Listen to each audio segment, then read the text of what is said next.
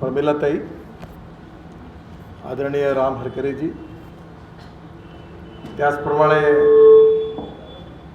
ग्राहक पंचायतीचे अखिल भारतीय संघटन मंत्री ज्यांनी बापूंच्या जीवनावर हे जे पुस्तक लिहिलेलं आहे ते अशोकजी या ठिकाणी उपस्थित सर्व अमर महाशब्दे, उपस्थित सर्व आपल्या परिवारातील सर्व ज्येष्ठ श्रेष्ठ मंडळी, बंधूंनो आणि भगिनी, स्वर्गीय बापूंच्या आठवणीतलं हे गीत जे आहे हे कोणीही स्वयंसेवक कधी विसरू शकत नाही. विशेषतः मला आजपासून कदाचित 40 वर्षापूर्वीची गोष्ट असेल. विदर्भ प्रीमियर हाऊसिंग सोसायटीमध्ये एका कार्यक्रमामध्ये हे गीत पेटीवर अतिशय सुंदर शब्दामध्ये त्या ठिकाणी गायलं आणि त्या कार्यक्रमाला स्वर्गीय बाळासाहेब देवरस उपस्थित आणि ते ऐकल्यानंतर अनेक लोकांच्या डोळ्यात अश्रू होते. बापूंनी आपल्या जीवनामध्ये संघ स्वयंसेवक म्हणून, ते जे समर्पित स्वयंसेवक म्हणून आपलं जीवन पूर्ण संघाकरता आणि संघ विचाराकरता समर्पित केलं होतं. आणि त्यांच्या घरी देखील परिवार म्हणून देखील ते संघ म्हणूनच जीवन जगले आणि त्याचा अतिशय जवळून त्यांचं जीवन बघण्याचा संबंध मला मिळाला, संधी मिळाली. कारण मी त्याकाळी विद्यार्थी परिषदेचं काम करत होतो आणि अलका माझ्याबरोबर ती पण विद्यार्थी परिषदेचं काम करत होती. त्यामुळे आमच्या नियमित बैठका बापूंकडे व्हायच्या. त्यावेळी अमर उद्योगच्या रूपाने ते सायकोलो स्टाईल मशीन आम्ही बघायचो. बापूंचं हस्ताक्षर खूप सुंदर होतं की जसं काही प्रिंटिंगमध्ये केलेलं आहे असं ते हस्ताक्षर मोत्याच्या बिंदूसारखं हस्ताक्षर होतं. आणि माझं हस्ताक्षर नेमकं त्याच्या विरोधात म्हणजे पूर्ण घाणेट होतं. मी म्हणायचो की महात्मा गांधींचं हस्ताक्षर चांगलं नव्हतं म्हणून माझं चांगलं नाही म्हणून मी मोठा होईल. पण बापूंची ते मोत्याच्या दाण्यासारखं हस्ताक्षर. आम्ही येता जाता ती सायकोलो स्टाईल मशीन बघायचो आणि अनेक वेळा बापूंनाही विचारायचो. पण मला अनुभवाला ज्यावेळी 75ची इमर्जन्सी लागली त्यावेळी आपले अशोक कानगो आणि आपले छत्तीसगडमधले आपले स्वयंसेवक आहेत भाकरेजी, ते त्यावेळी आमच्या महालात राहायचे आणि त्यावेळी ती बापूंकडनं ती मशीन घेऊन ते सायकोलो स्टाईल मशीनवरून ते इमर्जन्सीच्या विरोधात पत्रक काढण्याचं काम करायला मी पण बापूंकडनं ती मशीन शिकलो आणि ती मोठी ट्यूब होती त्यात ती शाई टाकायची. त्यामुळे अतिशय जवळून मला बापूंचं जीवन बघण्याची संधी मिळाली. आणि माझी आठवण जर बरोबर असेल तर राजाभाऊ कोफळींनी ग्राहक पंचायतीचं काम जे काही केलं, सुरुवात केली, ते बापूंनीच त्यांना पहिल्यांदा या कामामध्ये घेतलं. त्यावेळी राजाभाऊ तरुण भारतात पत्रकार होते आणि ग्राहक पंचायतीच्या कामामध्ये देखील त्यांनी सुरुवात केली. बापूंच्या जीवनामध्ये एखादा किती माणूस समर्पित स्वयंसेवक असू शकतो आणि तो परिवार कसा असतो याची तुलना जर करायची असेल तर चंद्रपूरला मधुकरराव भागवत म्हणजे आपले सरसंघचालक मोहनजी भागवत यांचे वडील आणि मालतीबाई भागवत यांच्याकडे जसं वातावरण होतं पूर्ण संघ, पूर्ण समर्पित. कारण त्यावेळी विद्यार्थी परिषदेच्यामुळे मलाही तिकडेही प्रवास करायची संधी मिळायची. तेच वातावरण बापूंच्या घरी होतं आणि त्यामुळे त्यांच्या जीवनात ते संघ जसा जगले आणि जो त्यांना समजला, जो त्यांच्या मनात होता आणि हृदयात होता, तेच त्यांचे शब्द त्यांनी त्यांच्या गीतातून व्यक्त केले. कारण बापूंनी याच्या पलीकडच्या काही कविता वेगळ्या विषयावर लिहिल्या का या मला माहिती नाही. खरं म्हणजे त्यांच्या जीवनात ते जे संघ विचारदर्शनाच्या आधारावर पूर्ण प्रेरितून जे जीवन जगले, ती त्यांची भावना त्यांनी राष्ट्रभक्तीचीच ही त्यांच्या गीतातून व्यक्त केली. त्यामुळे कशाचीही अपेक्षा न ठेवता आम्ही असू सुखाने पत्थर पायातील, म्हणजे केवळ आम्हाला समर्पण करायचं आहे मंदिर मोठं आहे, पण या मंदिराची मजबूती जी आहे ती पायव्यावर असते आणि त्या पायव्यातले आम्ही दगड आहोत. इतकी समर्पणाची भावना ही बापूंच्या विचारातून, आचारातून, कृतीतून व्यक्त झाली आणि त्यांची आज आपण स्तुती करतो आहे. ती पुन्हा एकदा आमच्यासारख्या तरुण लोकांकरता ही प्रेरणा देणारी गोष्ट आहे, कारण बापूंचं व्यक्तिमत्व तेवढं मोठं होतं.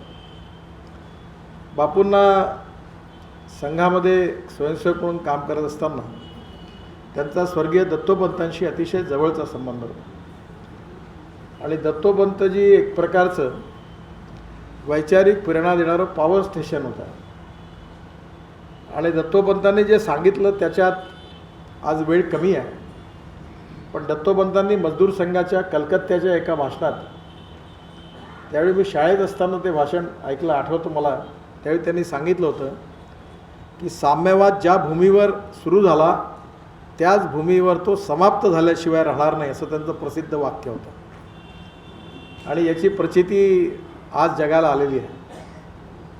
मी चीनमध्ये भारतीय जनता पार्टीचा अध्यक्ष म्हणून चीनच्या पक्षाच्या अध्यक्षांनी आम्हाला बोलवलं होतं आणि ज्यावेळी चीनमध्ये 10-12 दिवस आम्ही होतो त्यावेळी रामलालजींनाही घेऊन गेलो होतो मी आणि आम्हाला सगळ्यांनाही उत्सुकता होती की चीनमध्ये, कारण चीन हा कम्युनिस्ट विचारधाराचं केंद्र, रशिया केंद्र, आणि आज त्या ठिकाणी पूर्णपणे केवळ लाल झेंडा आणि लाल रंगाशिवाय कम्युनिस्टांचे कुठलीच निशाणी दिसत नाही आणि त्यामुळे स्वाभाविकपणे दत्तोपंतांचं वाक्य त्या ठिकाणी आठवलं.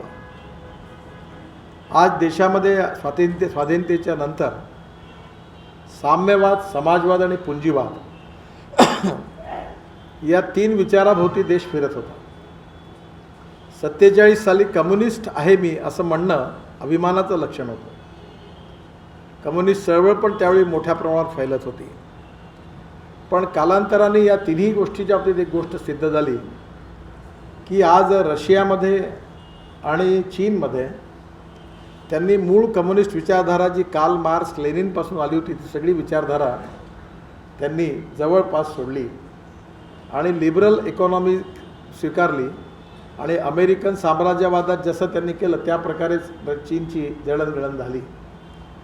विशेषतः शांघाय फिरल्यानंतर त्यांनी सांगितलं की जसं आपल्या इथे नॉन रेसिडेन्शियल इंडियन्स आहेत तसं नॉन रेसिडेन्शियल चायनीज जे होते, मंगोलियन, मलेशियन वंशातील, हे श्रीमंत आहेत जगात आणि त्यांची सगळी कॅपिटल इन्व्हेस्टमेंट ही सगळी चीनमध्ये आली आणि त्यातून चीनच्या प्रगती आणि विकासाची सुरुवात झाली.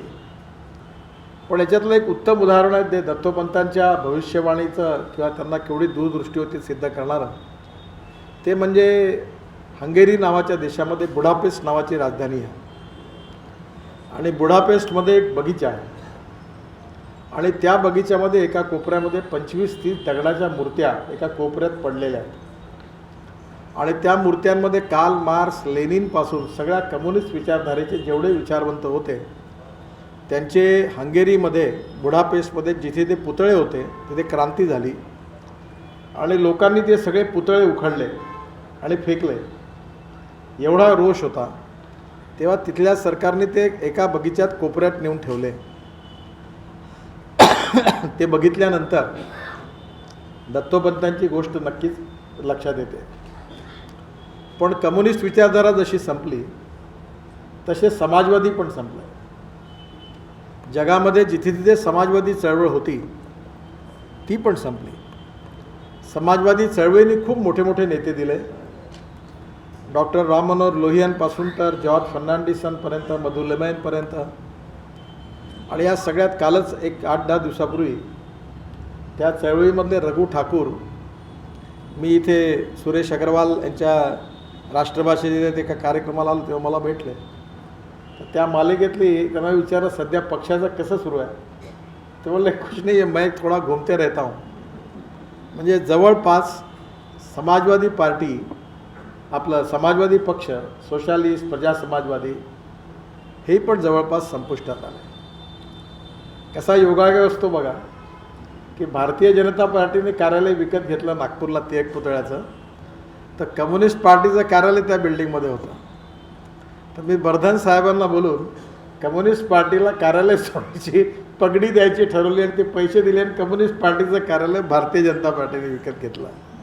म्हणजे योगायोगाने त्या काळात असणारा सगळी पार्श्वभूमी असणारा मजदूर चळवळीचा संघर्षाचा सगळी पार्श्वभूमी असताना कम्युनिस्ट आणि समाजवादी चळवळ याचा एक प्रकारचा अंत आज जगात सगळीकडे दिसतो आहे. एक गोष्ट निश्चित खरी आहे की वैचारिक मतभिन्नता असली तरी या दोन्ही चळवळीत काम करणारे नेतृत्व खूप मोठं होतं आणि विचारधारेशी प्रामाणिक होतं. त्यांच्या कर्तृत्वाबद्दल, प्रामाणिकपणाबद्दल आणि त्यांच्या विचाराच्या निष्ठेबद्दल कुठल्याही प्रकारचा प्रश्न होता आणि त्यामुळे नेते खूप मोठे होते. परंतु विचारधारा मात्र काळाच्या कसोटीवर टिकू शकली नाही. जी अमेरिकन साम्राज्यवादी विचारधारा होती लिबरल इकॉनॉमीची, ती स्वतंत्र पक्षाच्या रूपाने आपल्या देशामध्ये ती पण आली, पण तोही पक्ष नामशेष झाला. आणि त्यामुळे आज सगळ्यात महत्त्वाची गोष्ट जी आहे की दत्तोपंतांचं स्मरण करून त्याच्यावर रिसर्च करून त्याच्यावर पुढे जाण्याची गरज आहे.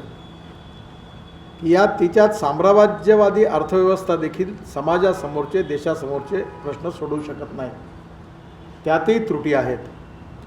आणि कम्युनिस्ट आणि समाजवादी विचारधारा देखील टिकल्या नाही आहेत. त्यामुळे सामाजिक आर्थिक चिंतन, सोशो इकॉनॉमिक थिंकिंग हे काय असलं पाहिजे जे पुढे विश्वाला दिशा देऊ शकतं, याचा सध्या शोधच सुरू आहे.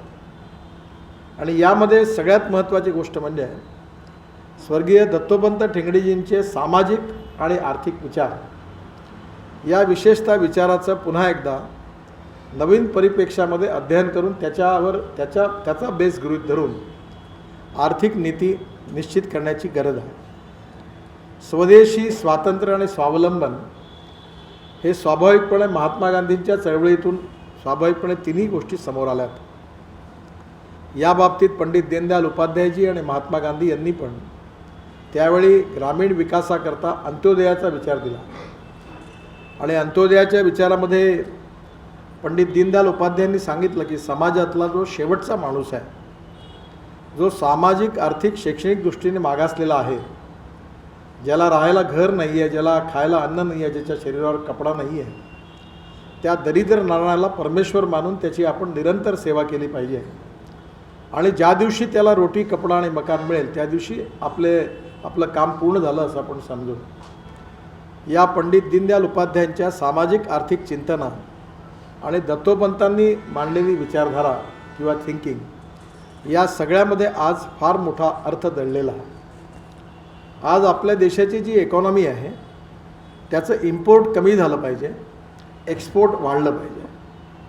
आणि त्याकरता आपल्याला ग्रामीण, कृषी आणि विशेषतः वनवासी भागामध्ये हे जास्तीत जास्त विकास करण्याची गरज. आणि योगायोगाने मी आता MSMEचा म्हणजे स्मॉल स्केल इंडस्ट्रीज आणि खादी ग्रामोद्योग सगळ्याचा मंत्री मीच आहे. आणि त्यावेळी प्रकर्षाने मी आता रोज माझ्या डिबेटमध्ये सांगतो, जे दत्तोपंतांनी सांगितलं तेच सांगतो की चलो गाव की ओर. गावं समृद्ध झाली पाहिजे, संपन्न झाली पाहिजे. आणि म्हणून गावाची स्ट्रेंथ काय आहे आणि गावाची विकनेसेस काय आहे याच्यावर जर कृषी, ग्रामीण आणि वनवासी क्षेत्रामध्ये जर खऱ्या अर्थाने आर्थिक परिवर्तन झालं तर शहरी भागाच्या समस्या देखील समाप्त होतील. कारण 30% लोकसंख्या मायग्रेशन झाला आहे ग्रामीण भागातून शहरी भागाकडे.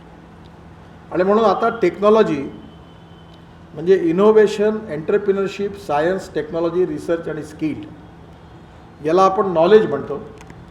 आणि conversion of knowledge into wealth हे देशाचं भविष्य आहे. पण हे जे नॉलेज आहे, ही जी टेक्नॉलॉजी आहे, ती कोणती आपल्याला पाहिजे आहे. मला अमेरिकेत आणि जगात जिथे जे लोक प्रश्न विचारतात की ड्रायव्हरलेस कार, त्याच्याबद्दल तुमचं धोरण काय. म्हटलं मी जोपर्यंत आहे तोपर्यंत ड्रायव्हरलेस कार भारतात पाय ठेवू शकणार नाही, मी परवानगी नाही देणार. मला म्हटलं तुम्ही टेक्नॉलॉजीच्या विरोधात आहात. म्हटलं मी टेक्नॉलॉजीच्या विरोधात नाही, कालच मी हायड्रोजनची कार चालवली. म्हणजे हायड्रोजनची कार असेल, इथेनॉल, मिथेनॉल, बायोडिझेल, बायो-CNG, इलेक्ट्रिसिटी, हे सगळे आपले स्वदेशी तंत्रज्ञानावर विकसित होऊन हे सगळं फ्युएल आपण आणलं पाहिजे. याच्याकरता आपण टेक्नॉलॉजीच्या विरोधात नाही आहे. पण जी टेक्नॉलॉजी आपल्या हाताचं काम बेरोजगारांना करणार आहेत लोकांना, ती टेक्नॉलॉजी आपल्या कामाची नाही. आणि म्हणून गांधीजींच्या आणि नेहरूजींच्या आर्थिक धोरणामधला जो फरक होता की नेहरूजींनी हे सांगितलं की आपल्याला वी नीड मॅक्झिमम प्रोडक्शन, आणि गांधीजी आणि दीनदयालजींनी सातत्याने सांगितले की we need maximum production with the involvement of maximum number of persons. जास्तीत जास्त लोकांच्या सहभागातून जास्तीत जास्त उत्पादन झालं पाहिजे. आणि आज मला याचा आनंद आहे की स्वर्गीय दत्तोपंतांनी दीनदयालजींनी जी गोष्ट सांगितली, आता आम्ही एक गोष्ट करून राहिलो की बांबूची इकॉनॉमी आणली, 1300 कोटी रुपये त्याच्याकरता दिले. चायनामध्ये 50 लाख लोकांना रोजगार मिळाला आहे. आणि बांबूपासून आपला ग्रामीण भाग बदलू शकतो. बांबूपासून लोणचं तयार होतं, बांबूपासून कपडा तयार होतो, बांबूपासून इथेनॉल तयार होतं, बांबूपासून CNG तयार होतं, बांबूपासून फर्निचर तयार होतं, आणि बांबूपासून पेपर तयार होतं. त्यामुळे बांबू जर गावात त्या ट्रायबल सेक्टरमध्ये बांबू आहे तर बांबूवर आता अगरबत्तीवर आम्ही 30% ड्युटी लावली. आणि ही मी या विभागाचा मंत्री झाल्यावर लावल्यावर खूप माझ्यावर इंडस्ट्रीजवाले भडकले आणि ते माझ्याकडे आले आणि सगळेजण म्हणाले की तुम्ही याच्यानी पुरी इंडस्ट्री 4000 कोटीची बंद होऊन जायची. मी म्हटलं तुम्ही बंद झाले तर वा बंद, पण तुम्ही कोणाकडे जा. आजपर्यंत झालं मी काही तुमची ड्युटी 30% जी आहे ती कमी होऊ देत नाही. आणि आता असं झालं की आता सगळी अगरबत्ती इंडस्ट्री देशात सुरू झाली. म्हणजे आपण जे आईस्क्रीम खातो त्याचे चमचेही पण चायनातून येतो. गमतीने म्हटलं की भारतात चमच्यांची पण कमी आहे का, किती चायनातून येऊन राहिले.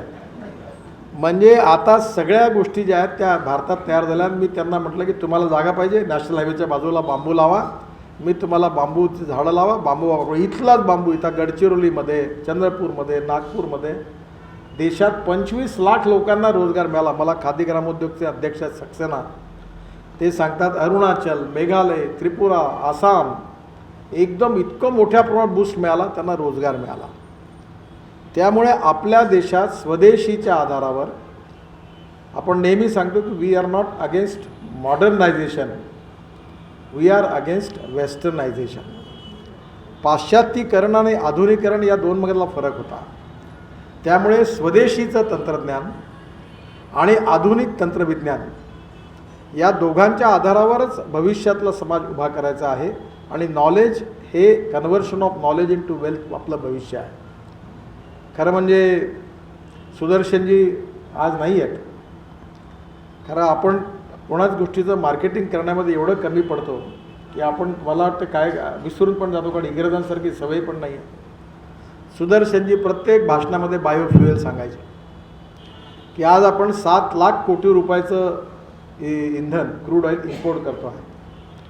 आणि तुम्हाला आनंद होईल त्यावेळी सुदर्शनजींना आपल्या परिवारातले लोक म्हणजे कसे शक्य त्याच्यावर विश्वास ठेवत नाही.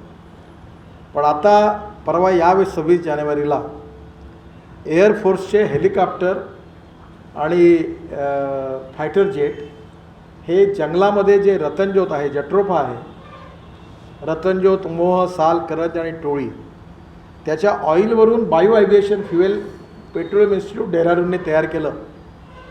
आणि ते 100% वापरून पूर्ण विमानं त्या दिवशी 26 जानेवारीला कार्यक्रमात सरकार वरतून फिरली.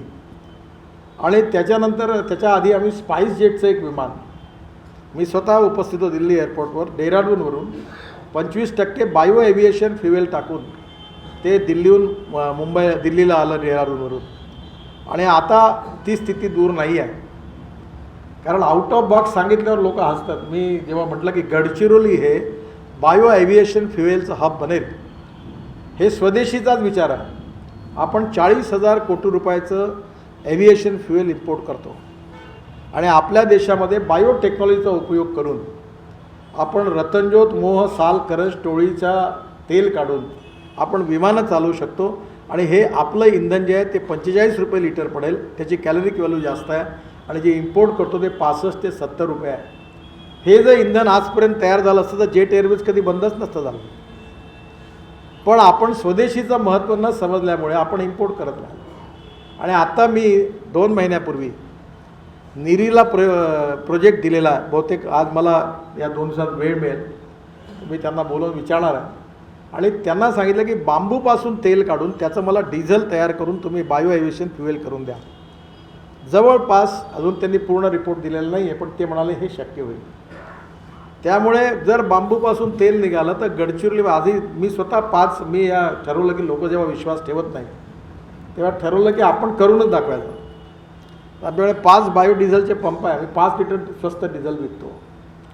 आणि मग आज आपल्या देशातला वनवासी जल जमीन जंगल आणि जानवर याच्या आधारावर ethics economy ecology and environment आणि इकॉलॉजी आणि इन्व्हायरमेंटचं संतुलन कायम ठेवून डेव्हलप होणारी इकॉनॉमी, त्याच्यामध्ये असणारं संतुलन, ज्याचं दत्तोपंतजी म्हणायचे की एखाद्या नॅचरल रिसोर्सेसचा उपयोग केला पाहिजे पण ते समाप्त होतील नष्ट होतील अशा प्रकारचं दोहन करता कामा नये. आणि या सगळ्या याच्यामध्ये आता पुन्हा बदलत चालला, ऑर्गॅनिक फार्मिंगकडे लोक गेले. ह्या प्रयोगाला जी प्रतिष्ठा सत्या जाते, इथे आमच्याकडे ॲग्रोव्हिजनमध्ये पाटील नावाचे शेतकरी आहे जामजवळ, ते अमृत पाण्याचा उपयोग करतात, ज्याला जीवामृत म्हणतात, की 200 लिटर पाण्यामध्ये 20 लिटर देशी गाईचं हे शेण, 20 लिटर गोमूत्र, 10 किलो शेण आणि 1-2 किलो गूळ आणि वडाच्या झाडाखाली 2 माती आणून ते करतात. ते 4 दिवस सडवतात आणि मग ते स्प्रेनी किंवा ते देतात. इतके सुंदर सीताफळ आहे, एवढे मोठे मोठे आहेत, टेस्टही चांगली आहे. ते यावेळी ॲग्रो सरस्वती नावाची जात आहे. ते मी एकदा मुकेश अंबानींना दिलं होते ते सीताफळ, तर ते दरवर्षी फोन करतात अविनाशला की ते अविनाश वो ढूंढो, नितिन जी ने मुझे दियो सीताफळ चाहिए, जो पैसा देना मैं दूंगा उसको भेजो. म्हणजे आता आपल्या याच्यातून जे तंत्रज्ञान स्वदेशीच्या आधारावर आपण सांगितलं ते सिद्ध झालं, पण त्याचं मार्केटिंग करायला आपणच प्रभावीपणे करू शकत नाही. आज आपल्याकडे सगळीकडे इथेनॉल आलं. तुमच्या सगळ्यांच्या गाड्या पेट्रोलच्या जेवढ्या बाईक्स आहेत विदर्भात आणि जेवढ्या कार आहेत त्या सगळ्या गाड्यामध्ये पेट्रोलमध्ये 10% आम्ही तयार केलेलं इथेनॉल आहे. आणि मी मागे लागून आता जिद्दीने TVS कंपनीची 100% शेतकऱ्यांनी तयार केलेल्या बायो इथेनॉलवर चालणारी बाईक लॉन्च केली, ऑटो रिक्षा लॉन्च केली.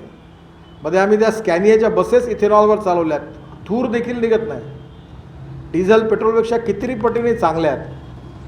आणि त्यामुळे दत्तोपंतांनी किंवा जुन्या काळामध्ये दीनदयालजींनी जमीन जंगल आणि जानवर याच्या आधारित विकासाचं मॉडेल आणि इथिक्स इकॉनॉमी इकॉलॉजी आणि इन्व्हायरमेंट याच्यामध्ये संतुलन ठेवून टेक्नॉलॉजीचा उपयोग करणं याच्या आधारावर जी दिशा दिलेली आहे त्याच्यामध्ये आता भारत विश्वाची शक्ती बनू शकते एवढी ताकद आहे. आज 7 लाख कोटीचं इम्पोर्ट आहे. मीच ट्रान्सपोर्ट मंत्री आहे आणि मला माहिती आहे की आज हे काही दूर नाही आहे दिवस. तो इलेक्ट्रिकवर चालणाऱ्या बसेस आल्या, इलेक्ट्रिकवर चालणाऱ्या कार आल्या.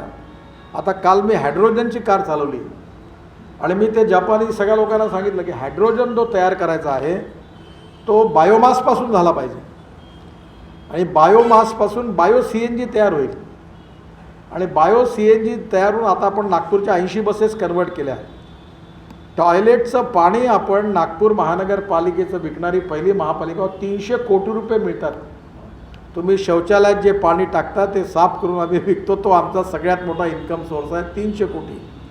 आणि त्याच्यातले 7 बायोडायजेस्टरमध्ये आता 600 टन जी स्लज निघते शौचालयाचे सॉलिड, ती आणि मटन मच्छी आणि फ्रूट वेस्ट टाकून ते मी स्वतः शेवटी लक्ष घालून डेव्हलप केलं, कोणी करायला तयार नव्हतं. आणि पुढच्या महिन्यात आता 80 बसेस कन्वर्ट झाल्या. माझं स्वप्न आहे की 400 बसेस नागपूरच्या ट्रान्सपोर्टच्या आणि 100 कार महापौरासहित सगळ्यांच्या आणि 100 ट्रक या सगळ्या CNGवर कन्वर्ट, म्हणजे प्रदूषणमुक्त, import substitute, cost effective, pollution free आणि इंडिजिनियस. म्हणजे आपण का पेट्रोल आयात करतो, का डिझेल आयात करतो, याची काय गरज आहे आपल्याला? गरज नाही आहे. जर केवळ 7 लाख कोटीपैकी जर 1 लाख कोटी जरी ग्रामीण भागात गेले तरी या देशात 50 लाख तरुण मुलांना रोजगार मिळणार आहे. शिवाय आपले डॉलर वाचणार आहेत, शिवाय प्रदूषण कमी होणार आहे. दिल्लीमध्ये परळी जाळतात, त्याच्यापासून आता इथेनॉल आणि CNG करायची टेक्नॉलॉजी आली. त्यामुळे आपल्या देशात डेव्हलप झालेला आहे. आणि म्हणून याच्यावर जो विश्वास होता, जे सुदर्शनजी सांगत होते, जे दत्तोपंतांनी आपल्याला सांगितलं, किंवा जे स्वदेशी विचारमंचांनी, खरं म्हणजे आता या बाबतीत अजून ॲग्रेसिव्हली पुढे येण्याची गरज आहे की ऑर्गॅनिक प्लॅस्टिक आलं. म्हणजे शेतकरी diversification of agriculture towards energy, power and plastic. मी ते आणलं, माझ्याकडे आहे ते, आणि ते प्लॅस्टिकची बॉटल जर फेकली मातीवर तर 78 तासात ते बायोडिग्रेडेबल आहे. म्हणजे इथेनॉलपासून बायोपेट बनू शकतं. म्हणजे प्लास्टिक चांगलं शेतकरी तयार करू शकतो. पेट्रोल डिझेलचा पर्याय शेतकरी अवलंबनाशी देऊ शकतो आणि यातून प्रदूषण नाही आहे. हे सगळं स्वदेशीच्या विचाराच्यावर आधारित आहे. याच्या आधारावर आपली इकॉनॉमी जर मजबूत झाली, आपल्या देशातल्या आपलं टोटल सरकारच्या बजेटपैकी 20% बजेट केवळ इम्पोर्ट बिल क्रूड ऑइलचं जे आहे, पेट्रोल डिझेल, त्याच्यावर जातं. आणि हे पैसे ज्या देशात जातात आणि देश जे श्रीमंत झाले आहेत त्या पैशाचा उपयोग अनेक आतंकवादी संघटनांना सपोर्ट करण्याकरता होतो.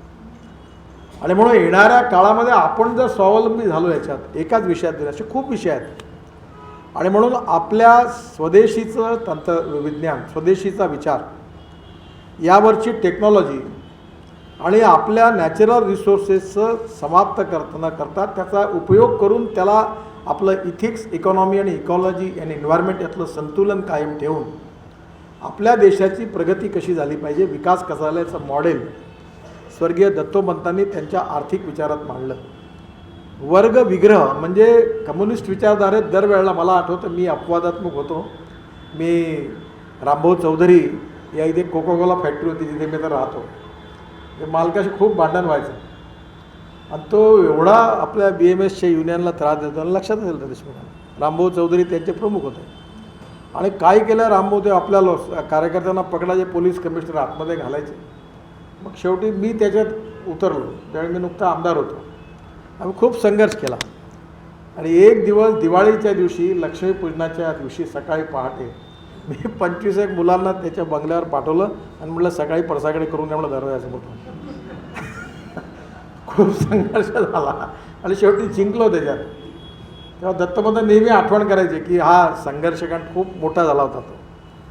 त्यामुळे वर्गविग्रहाचे उद्योजक असेल, ग्राहक असेल, मजदूर असेल, सगळ्यांच्या इंटरेस्टला प्रोटेक्ट करून संतुलित विचार करून आम्ही एकमेकाच्या विरोधात आहोत असं नाही, तर आम्ही एकमेकाला पूरक आहोत. सगळ्यांना जगण्याचा अधिकार आहे, कोणी एक दुसऱ्याचं शोषण न करता असं संतुलन निर्माण करू की सगळ्यांचं बरोबर चाललं पाहिजे, कुठेही पेंडुलम झुकता कामा नये. आणि म्हणून जे कम्युनिस्ट विचारधारेत वर्गविग्रहाच्या आधारावर सगळं तत्त्वज्ञान होतं, ते वर्ग समन्वयाच्या आधारावर स्वर्गीय दत्तोपंतांनी ते मांडलं. त्यामुळे आज खरी गरज जी आहे, एक पिढी जी आहे ती खरं म्हणजे आता त्या काळात दत्तोपंतांवरील जवळपास आता कार्यकर्ते फार कमी आहेत. कुठेतरी याच्याबद्दल इन्स्टिट्यूट ऑफ रिसर्च, ट्रेनिंग आणि याच्याबद्दलचे सगळे पुस्तकं आणि याच्यावर अभ्यास करून अजून पुढे जाण्याची गरज आहे. दुसरं महत्त्वाचं जे आहे ते म्हणजे सामाजिक विचार. दत्तोपंतांनी बाबासाहेब आंबेडकरांच्या बरोबर काम केलं आणि त्यांच्या पुस्तकात ते लिहून ठेवलं आहे. त्यांनी, बाबासाहेबांनी त्यांना विचारलं की तू जो प्रयत्न करतो आहे ते मला माहिती आहे, तुमच्या प्रामाणिकपणामध्ये मला संशय नाही, पण तुम्हाला ह्या समाजातला जातीयवाद, अस्पृश्यता दूर करायला किती वेळ लागेल? तोपर्यंत मी थांबायला मला वेळ नाही आहे. पण सामाजिक समता आणि समरसता म्हणजे एकीकडे इंटिग्रेटेड इकॉनॉमिक थिंकिंग, आर्थिक चिंतन, आणि दुसरीकडे सामाजिक समता आणि समरसता, याही विचाराची प्रेरणा दत्तोपंतांनी दिली. दत्तोपंतांचं जीवन म्हणजे एक चालतं बोलतं विद्यापीठ होतं. त्यांचा इतका प्रगल्भता होती, विचारामध्ये एवढा अभ्यास होता आणि त्या आधारावर त्यांनी एवढं आणि राष्ट्रभक्ती हा या सगळ्याचा आधार असल्यामुळे कुठलेही वेस्टेड इंटरेस्ट त्याच्यावर नव्हते. त्यामुळे दत्तोपंतांचं चिंतन, त्यांची भाषणं, त्यांची विचार ही त्या काळामध्ये आपल्याला अनुकूलता नव्हती, विचाराला रिकग्निशन नव्हतं, रिस्पेक्ट नव्हता. पण ज्यावेळी आपल्याला आता संधी आहे की आपल्याला मॉडेल, इकॉनॉमिक मॉडेल उभं करण्याची, तेव्हा राष्ट्रवादी विचारधारावर आधारित good governance and development, nationalism, good governance and development आणि अंत्योदय, शेवटचा माणूस, जात, पंथ, धर्म कुठेही डिस्क्रिमिनेशन न होता सगळा समाज एक आहे. कोणी आपल्या जातीने मोठा नाही आहे, गुणांनी मोठा आहे. आणि हे सांगणारं स्वर्गीय दत्तोपंतांचे सामाजिक विचार जे पुढे संघात तर काही प्रश्नच नाही आहे. आपण सगळेजण कुठल्याही प्रकारचा जातीयवाद पाळत नाही, अस्पृश्यता पाळत नाही, पण इमेज वर्सेस रिॲलिटी ही आपला प्रॉब्लेम आहे. जे जातीयवादी आहेत, जे रोज जातीयवाद पाळतात, ते पुरोगामी आणि प्रगतिशील म्हणून त्यांच्याकडे मान्यता आहे. आणि जे आयुष्यात जातीयवादाला पाळत नाही, अस्पृश्यतेला पाळत नाही, त्यांची इमेज ते जातीयवादी आहे म्हणून परसेप्शन आहे. त्याचं कारण आपलं मार्केटिंग जे आहे, प्रेझेंटेशन आहे, ते नीट प्रकाराने अजून जास्त आपल्या सगळ्यांना मिळून, माझ्यासहित मी कोणा टीका नाही करत, आपल्याला त्याचं प्रेझेंटेशन नीट केलं पाहिजे, लोकांना पटवलं पाहिजे. आणि यातून हे सगळं होईल. मला आठवतं की ज्यावेळी मी Mumbai Pune highway public private investment मानला होता, तेव्हा काही लोकांनी त्याच्यावर तक्रार केली होती सुदर्शनजींकडे. त्यावेळी त्या काळामध्ये माझी एकदा दत्तोबंधांशी पण भेट झाली होती. तेव्हा मी त्यांना सांगितलं की महाराष्ट्रातल्या मेळघाट किंवा गडचिरोली जिल्ह्यातल्या 16,000 गावाला पूर्ण बजेट खर्चून रस्ते व्हावे, हे खरं म्हणजे माझ्या मनात आहे. आणि ते जर मला करायचं असेल तर मुंबईतले पूल हे पब्लिक प्रायव्हेट इन्व्हेस्टमेंट मानली तर पूर्ण बजेट मी त्यांना देऊ शकेन. आणि समजा जर हे नाही केलं तर हा पैसा सगळा मुंबई पुणे मोठ्या शहरात जाईल. म्हणून the inspiration behind private public investment is giving more priority to rural tribal agriculture. शेवटच्या माणसाच्या विकासाकरता रस्ता झाला पाहिजे, त्याच्याकरता हे करायचं. आणि मला असं वाटतं की बेस तोच आहे. काळाच्या ओघात पद्धती त्याच्या बेसच्या आधारावरचा ॲटिट्यूड, ॲप्रोच, त्याच्यावरचं विजन बदलत राहील, पण बेसिक फीचर्स बदलू शकत नाही.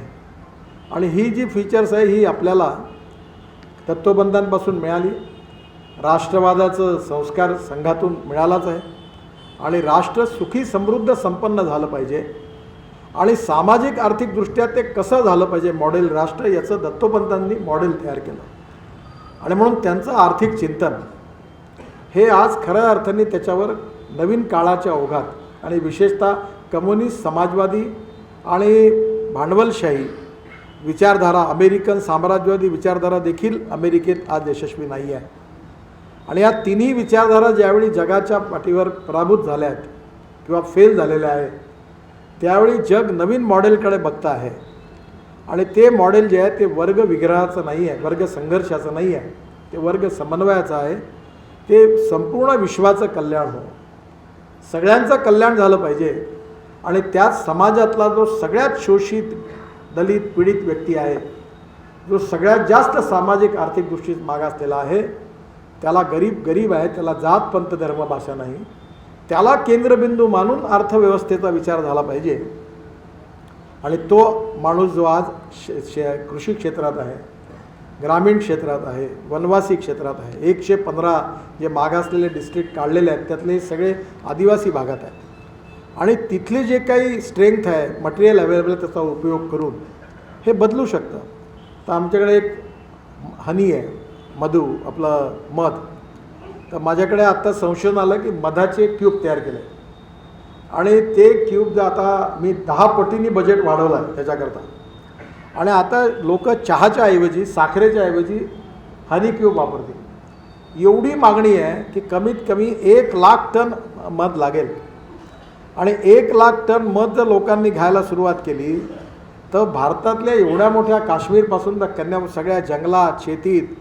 आणि लक्षात असं आलं आहे की ज्यावेळी आपण या इथे आम्ही त्या पेट्या हरियाणात दिला होत्या हनी गोळा करायला, तर हनी फुलातलं काढल्यामुळे 20% ॲग्रिकल्चर प्रोडक्शन वाढतं.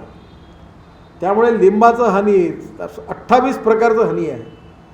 आणि त्याच्या आधारावर जर हे झालं, गावागावात, जिल्ह्यात जर झालं आणि साखरेच्या ऐवजी हनीचा चहा, कॉफीत लोक टाकायला लागले, तर मला वाटतं की 1 करोड आदिवासींना प्रश्नच नाही येणार काही करायचे.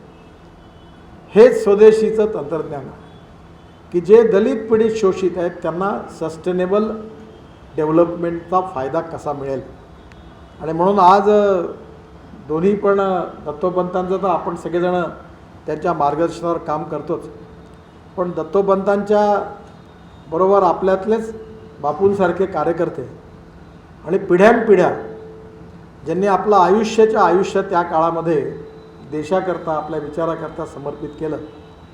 ज्यावेळी मान नव्हता, सन्मान नव्हता, प्रतिष्ठा नव्हती, रिकग्निशन नव्हतं, रिस्पेक्ट नव्हता, लोकांचा सपोर्टही नव्हता, त्या काळाचा तो काळ थोडा त्याचा शेवटच्या काळातला मी लहान असताना मला अनुभव होता की सभेत फिरायचो. 75-77च्या निवडणुकीत आम्ही प्रचार करायला जायचो, तर नागपुरात 40% भाग असा होता की ते लोक म्हटल्याबरोबर बामन म्हणून, जनता पार्टी म्हणून गोटे मारायचे ऑटो रिक्षावर, अनाऊन्समेंट नाही करू द्यायची.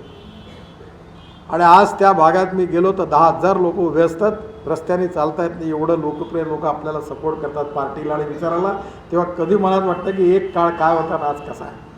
आणि मग आठवण होते की ज्या लोकांनी प्रतिकूल काळामध्ये जेव्हा जेलमध्ये गेले, परिवार बर्बाद झालीत, घरदारं त्यांनी बर्बाद झाली, ज्यांचं आयुष्य याच्यात सगळं गेलं, त्या हजारो लाखो कार्यकर्त्यांनी जे बलिदान केलं या विचारधारेकरता, त्यांच्या बलिदानामुळे आमच्यासारख्या नवीन पिढ्यातल्या मोजक्या लोकांना शिखरावर जाण्याची संधी मिळाली.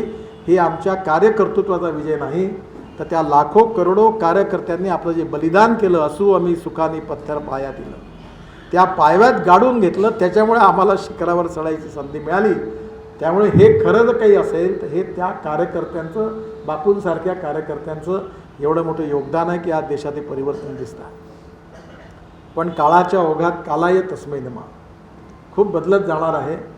पण आपल्यालाही जनतेच्या, लोकांच्या, देशाच्या आणि विश्वाच्या अपेक्षा आहेत.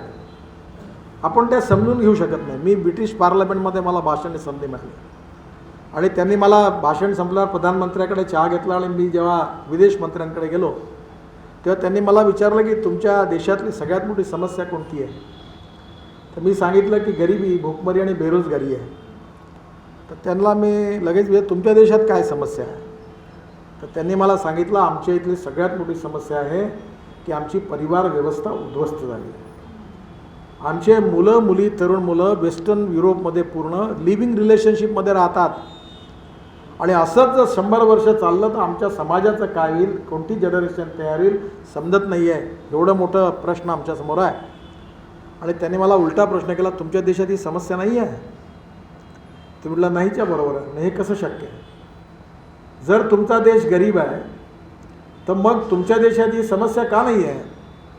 तेव्हा मी त्यांना सांगितलं की मूल्याधिष्ठित, व्हॅल्यू बेस जीवन पद्धती, मूल्याधिष्ठित जीवन पद्धती, मूल्याधिष्ठित परिवार पद्धती ही भारतीय संस्कृतीची सगळ्यात मोठी शक्ती आहे. आणि आमच्याकडे गरीब माणसाच्या घरात देखील जे संस्कार होतात आईवडिलांपासून, त्या संस्कारांची एवढी ताकद आहे की आज आमचा समाज कुठल्याही प्रकारे अशा परिस्थितीमध्ये आज पूर्णपणे टिकून आहे. याचं कारण ते संस्कार. आणि हे मूल्याधिष्ठित संस्कार राष्ट्रीय सेविका समिती किती मोठं काम करते. संघाच्या माध्यमातून किती मोठं संस्कार यज्ञ सुरू आहे. संस्कार भारती असतील, निरनिराळ्या समाजाच्या सर्वांगीण क्षेत्रामध्ये विकासाचं ॲप्रोप्रिएट मॉडेल, सामाजिक आर्थिक चिंतनाच्या आधारावर राष्ट्रीय पुनर्निर्माणाचं मॉडेल, आणि हे एक यशस्वी आहे. आपल्यापेक्षा लोकांना आपल्याबद्दलचा कॉन्फिडन्स जास्त आहे. तो आपला जाऊन त्याच्यात रिसर्च करून बेसिक फीचर्स न बदलता काळाच्या ओघात टेक्नॉलॉजी आणि विचाराच्या याच्यातून होणारे परिवर्तन लक्षात घेऊन तेच यशस्वी प्रभावीपणे मांडून पुढे जाणं, ही खऱ्या अर्थाने स्वर्गीय दत्तोपंतांसारख्या किंवा बापूंसारख्या कार्यकर्त्यांकरता श्रद्धांजली आहे. मला आज उशीर झाला, माझ्याकडे काही धार्मिक कार्यक्रम सुरू आहे म्हणून मी आपली क्षमा मागतो. मी जेव्हा या कार्यक्रमाला येणार होतो तेव्हा माझ्या वेळेत बसत नव्हतं, पण मी बापूंचं नाव पाहिल्याबरोबर एक क्षणात सांगितलं की मी येईन पण उशिरा येईन थोडासा. तेव्हा मला माफ करा, मी उशिरा आलो त्याबद्दल. आणि आज पुन्हा खासदार सांस्कृतिक महोत्सवाचं 10च्या आत कार्यक्रम संपवावा लागतो. तर मला तिकडे जायचं असल्यामुळे मी मंचावरच्या सर्व प्रमुख लोकांची क्षमा पण मागतो.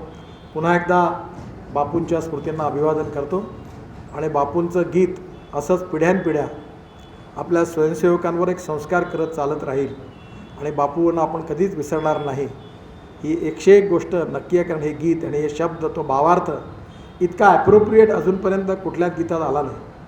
आणि संघामध्ये गीत कोणी केलं याचा कधी पताच आला नाही, कारण अनेक लोकांनी केले आहेत. हे गीतात मला याची आठवण आहे, मी एकदा सुधाकरराव भालेरावांना विचारलं होतं की हे गीत कोणी केलं आहे. हे त्यावेळी कोणाला किती एवढं सुंदर गीत बापूंनी केलं, पण त्यांनी कधी कोणाला सांगितलं नाही हे गीत मी केलं, ना कधी छापलं, ना कधी कुठे आलं त्याचा सत्कार झाला.